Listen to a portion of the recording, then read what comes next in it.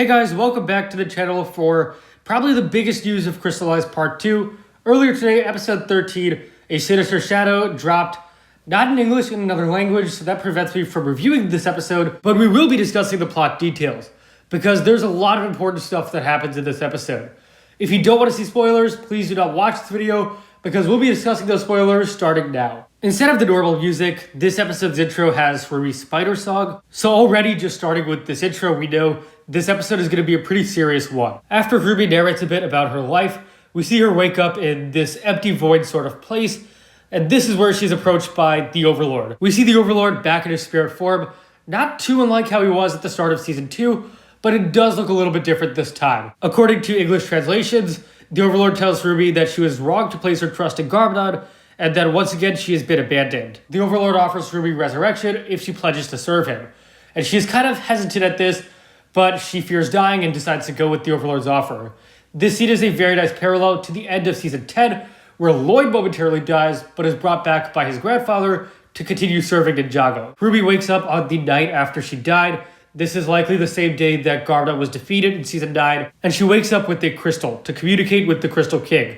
The Overlord gives Harumi some strength so that she can escape the fallen building, and he tells her to go to the Oni temple. Harumi places the shard at the center of the temple, where it grows into this big crystal that the Overlord uses to project his shadow form. Harumi quickly figures out the Crystal King's real identity, and she almost backs out, but the Overlord explains his plan. This is where we hear his line about peace in the darkness from the trailer, and this convinces Harumi to stay on board. This scene seems very clever, because Harumi's original intention in Season 8 is to bring back Garmadon to secure order. Ultimately, she doesn't want chaos. She wanted a strong leader who would prevent any chaos. So for the Overlord to explain that he wants to destroy conflict and destroy the balance, I can see how that would appeal to her. The Overlord tells Harumi to build a Vegestone army, and presumably a few years later, we see a scene of her meeting up with Vangelis. By now it's established that their Vegestone trade has already started, and this is just one of their many meetups. Vangelis tells Harumi that the ninja are coming over, and she is concerned, because they could discover and ultimately foil their plan. Vangelis reveals that he's the Skull Sorcerer and assures her that this won't happen. And of course, this is exactly what happens. I like the scene because it explains why Harumi and Vangelis have this tense interaction in episode 12. Obviously, she's not very impressed with them after what happened in season 13, but she doesn't have any alternatives for bad guys. The next scenes reveal Harumi watching the ninja walk in. We also see her at the start of Seabound as she watches the ninja disrupt the Vegestone deal. In the subtitles, Harumi says that after Vangelis was imprisoned, the Vegestone deal ended. So she was forced to look elsewhere to continue getting Vegestone. So that explains Mr. Meter's role in all of this. We go back to the present where Lloyd has learned everything. Harumi explains her entire plan, which involves getting the golden weapons. And then Lloyd tells her that he really did have feelings for her.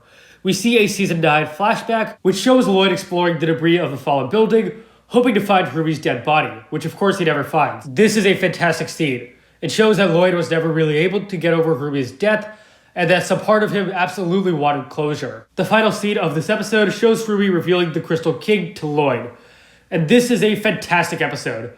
Of course, I've had my own criticisms and worries about Harumi's return, but this is a very strong start. It's a great tribute to the character and does a pretty solid job at explaining how she came back, even if I'm still not a huge fan of that idea. It's also great to see the Overlord back. After 8 years and 12 seasons, this episode marks the official return of the Overlord to the series.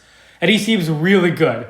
It's just super cool to hear new renditions of his motif after so many years. This episode releases in English on September 18th, and when it does come out, I expect that I'm going to enjoy it very much. Really strong start to Crystalized Part 2, and excited for more to come. Thank you for watching, guys. If you enjoyed, please leave a like, subscribe, share with anyone, everyone you know.